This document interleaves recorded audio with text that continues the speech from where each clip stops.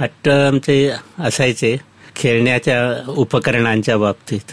शाळेत गेल्यावर क्रिकेटची गोडी लागली. आमच्या घरी जागा पुष्कळ होती, त्यामुळं बाहेर जाऊन कुठं ग्राउंडवर खेळायची गरज नसायची. घरामध्येच स्टंप्स वगैरे ठोकून आम्ही खेळू शकत होतो. आणि मला आठवतंय ज्या वडिलांनी जेव्हा क्रिकेटचा संपूर्ण सेट आणून दिला तेव्हा त्यांनी काही प्राइजेस पण जाहीर केली की खेळताना जर लेग स्टंप किंवा ऑफ स्टंप बॉलिंग करताना पाडली तर ₹1 मिळेल आणि मिडल स्टंप पाडली तर ₹5 मिळतील. आणि त्या काळी अर्थात रुपयाची किंमतही पुष्कळ होती, त्यामुळे असे चांदीचे रुपये आम्ही मधून मधून मिळवायचो.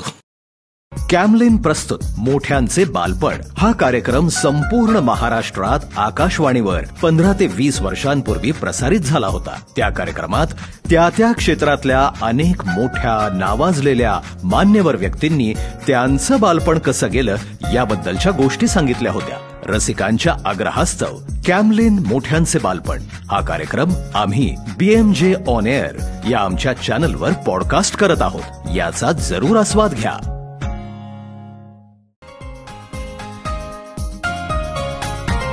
मारामारी दंगा मस्ती अभ्यास आणि खेळ लहानपणी तरी मिळत असे का मोठ्यांना